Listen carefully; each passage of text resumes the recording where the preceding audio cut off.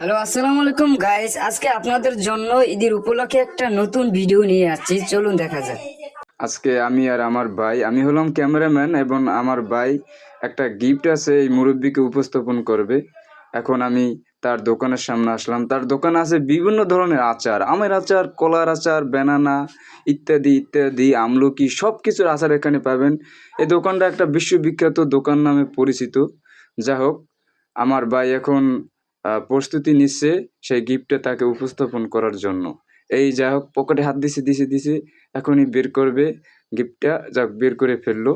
মুরব্বি কাকা সে দেখে খুব খুশি, হয়তো উপরে খুশি না হলে মনে মনে অনেক খুশি। যাক, নিতে চাচ্ছে না, তারপরেও আমরা জোর করে দিলাম তাকে, কিন্তু সে এখন মহা খুশি।